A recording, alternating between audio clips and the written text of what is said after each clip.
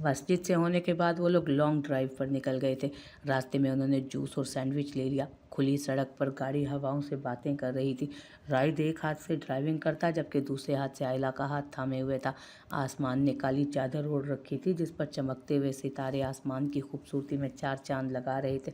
हम यहाँ क्यों आए हैं? समंदर के किनारे गाड़ी रुकते देख आयला खिड़की से बाहर खड़ी काफ़ी सारी बोट्स और शिप्स देखते उलझी, आज की रात को हसीन बनाने। राइड उसका हाथ चूमते मुस्कुराकर कहता गाड़ी से उतरा तो आयला भी उसके साथ ही बाहर निकली। नीला समंदर रात की चांदनी में आसमान का ही हिस्सा लग रहा था। आ जाओ।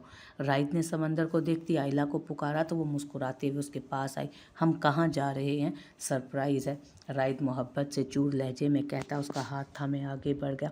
आओ। राइड एक बोर्ड में दाखिल हुआ और फिर उसका हाथ थाम कर उसे बढ़ने में राइड एक बोट में दाखिल हुआ, उसका हाथ थामे उसे भी चढ़ने में मदद करने लगा। वो वाइट सी बहुत प्यारी बोट थी, ना बहुत बड़ी ना बहुत छोटी। नीचे के कमरे में एक टेबल रखी थी जिस पर शीशे की दीवार से खाना रखा साफ नज़र आ रहा था और ऊपर भी एक कमरा था जिसके आगे थोड़ी खुली जगह थी। राइड ने खास अपने और आयला के लिए बोट बुक की थी जिस पर वो सिर्फ दोनों थे। बोट पर चढ़ते ही बोट आहिस्ता आहिस्ता चलने लगी तो आयला डरते हुए एकदम राइड की कमीज़ थाम गई। क्या हम आज रात यहीं गुजारेंगे? आयला पहली बार बोट में बैठी थी तो उसे थोड़ा डर भी लग रहा था मगर मज़ा भी आ रहा था। बिल्कुल, राइड मुस्कुरा कर कहता उसका नकाब हटाने लगा तो आयला ने उसका हाथ थामा। यहाँ सिर्फ एक बोट ड्राइवर है जिसका सुबह तक काम है बोट चलाना, जो सिर्फ अपने अहाते में रहेगा। उसके अलावा यहाँ मैं और तुम है, इसलिए तुम नकाब हटा सकती हो। और वैसे भी अब हम किनारे से दूर भी आ गए, राइज रसान से उसे कहने लगा तो आयला ने उसके हाथ से अपना हाथ हटा लिया जिस पर राइज ने धीरे से उसके नकाब से पिन निकाली। उसके नूरानी चेहरे से नकाब हटते ही राइज के चेहरे पर दिलकश मुस्कुराहट उभरी, बाहों में भरने के लिए बेचैन होने लगा। भूख लगी होगी तुम्हें, चलो खाना खाते हैं। अपने मुँह जोर जज्बात को लगाम डालते उसकी भूख का ख्याल करते उसने प्यार से कहते उसके माथे पर बोसा दिया। पहले मैं नमाज़ पढ़ लूँ, असर और मगरिब तो वैसे ही कज़ा हो गई हैं, अब मैं इशा कज़ा नहीं करना चाहती। वो धीमे से बोली तो राइद ने इस बात में सर हिलाया। आओ तुम्हें वॉशरूम दिखा दूँ। राइद उसे अपने साथ लिए आगे बढ़ा। बोट के पीछे की साइड पर छोटा सा वॉशरूम बना था। आयला ने हिजाब खोलते सुकून से वज़ू किया और फिर वापस स्कार्फ चेहरे के गिर्द लपेटती बाहर निकली। यहाँ तो जाए नमाज या चादर भी नहीं होगी, वो परेशानी से बोली। वहाँ चादर मौजूद है, राइट डाइनिंग रूम की तरफ इशारा करते बोला तो वो इत्मीनान से वहाँ चली गई। जब तक वो वापस ना आई तब तक राइट सिगरेट पर सिगरेट सुलगाते मसरूफ़ रहा। शाम से ही उसका दिल अजीब हो रहा था मगर वो बार बार अपने दिल की कैफियत को झटकता रहा। माजी की तल्ख यादें बार बार जहन में आ रही थी। रोती हुई माँ का चेहरा बार बार आंखों के सामने आ रहा था। वो बहुत कोशिश करता था माजी से निकलने की मगर उसका माजी उसका पीछा ही नहीं छोड़ रहा था। वो ग्रिल पर हाथ रखे गहरे गहरे कश लगा रहा था। ये उसका तीसरा सिगरेट था जब पीछे से उसे कदमों की आहट सुनाई दी। उसने गर्दन मोड़कर देखा तो आयला उसके पीछे खड़ी थी। अगर सिगरेट से पेट भर गया हो तो खाना खा लें, हमें बहुत भूख लगी है, वो थोड़ा खफकी से बोली तो राइट सिगरेट पैरों तले रोनता मुस्कुराते हुए उसका हाथ थामे आगे बढ़ गया। टेबल पर कई तरह के खाने सजे हुए थे जिन्हें देखकर आयला की भूख चमक उठी। आयला को कुर्सी पर बिठाकर वो खुद उसके बराबर वाली सीट पर बैठा, खुद ही उसकी प्लेट में पुलाव निकालने लगा। हर बार की तरह इस बार भी उसने अपनी प्लेट में खाना निकालने के बाद सबसे पहला निवाला आयला को ही खिलाया था। छोटी छोटी बातों के साथ दोनों ने खाना खत्म किया तो राइद आयला को ऊपर का कमरा दिखाने ले गया।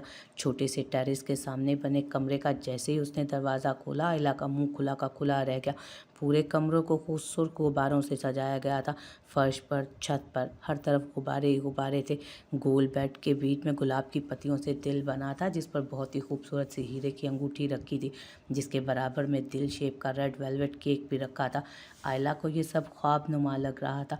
उसने तो कभी नहीं सोचा था कि कोई उसके लिए ऐसा भी कर सकता है। ये सब कितना प्यारा है। आयला मस्मराइज होती उस ख्वाबज़दा माहौल में घूरती कमरे में घूम घूम कर उसे देखने लगी। उसके चेहरे पर खुशी थी जिसे देखते राइद अंदर तक सरशार हो रहा था। हमें तो यकीन नहीं आ रहा कि यह सब कुछ हमारे लिए, वो बेहद खुशी से बोली तो राइद मुस्कुरा दिया। आयला बेड की जानिब बढ़ रही थी जब उसे कॉर्नर के साथ एक छोटी सी टेबल पर विस्की की बोतल दिखाई दी जिसे देखते ही आयला के आगे कदम बढ़ते करते हुए रुक गए। चेहरे की मुस्कुराहट सिमटी। मुझे पता था तुम्हें ये सब कुछ बहुत पसंद आएगा। यकीन करो, तुम्हारे चेहरे पर यह खुशी देखकर मुझे इतना सुकून मिला है कि मैं बता नहीं सकता। राइद उसे पीछे से ही खुद से लगाते बोला था। आयला ने धीरे से अपने पेट पर बंधे उसके हाथ खोले और उसके हिसार से निकलती उसकी जानिब देखे बगैर कमरे से निकल गई। उसके अचानक कमरे से निकल जाने पर राइद फिक्रमंदी से उसके पीछे बाहर आया तो वो ग्रिल पर हाथ रखे चेहरा झुकाए खड़ी थी। क्या हुआ, तुम ऐसे बाहर क्यों चली आई? राइद ने उसका रुख अपनी जानिब मोड़ा तो उसकी आंखों से आंसू निकलते उसके गालों पर बह रहे थे। क्या हुआ आयला, तुम रो क्यों रही हो? वो एकदम परेशान हुआ। वो तो हमेशा आयला को हंसते मुस्कुराते देखना चाहता था, मगर न जाने वो क्यों रो रही थी। राइद की समझ से ये सब बाहर था। आप शराब पीना छोड़ क्यों नहीं देते?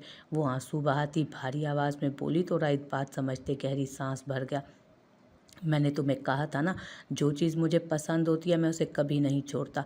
राइद उसे बहुत नरमी से कह रहा था, जिस पर आयला ने नम सुरमई आंखों से खफकी भरे उसे देखा। उसकी पुरकशिश आंखों में राइद का दिल बुरी तरह डूब चुका था। उसने बहुत ही प्यार से उसकी नम आंखें साफ की। क्या आप मेरे लिए भी नहीं छोड़ सकते? आयला उसका हाथ थामे उम्मीद से बोली तो जिंदगी में पहली बार राइद तज़्बज़ब का शिकार हुआ था। आयला, मेरे पास गम भुलाने का यही तो एक वाहिद जरिया है, तुम उसे भी छोड़ने का बोल रही हो?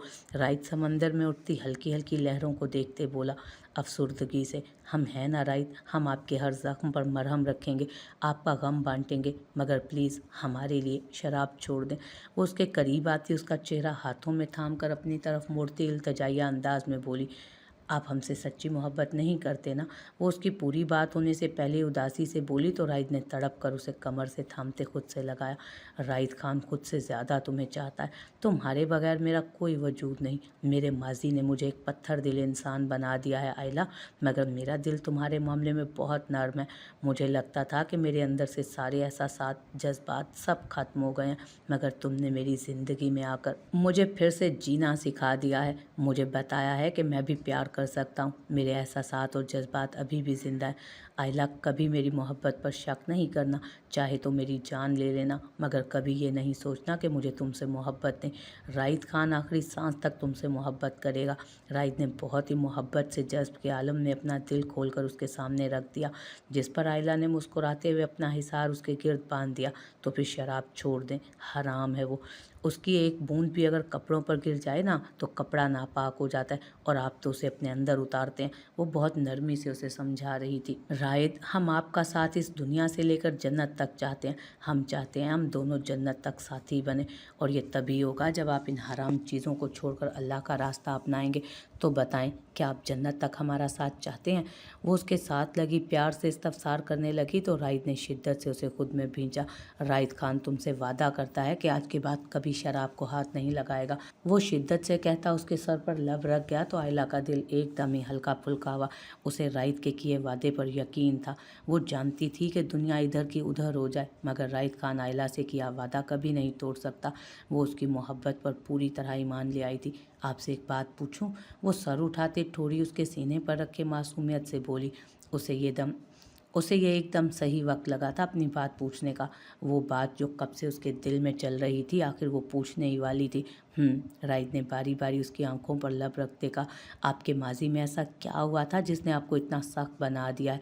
ऐसा क्या हुआ जो आप अपने घर वालों से ठीक से बात नहीं करते, उन्हें पसंद नहीं करते, प्यार नहीं करते उनसे? आखिर ऐसा क्या हुआ था जिसने आपको सारे रिश्तों से दूर कर दिया?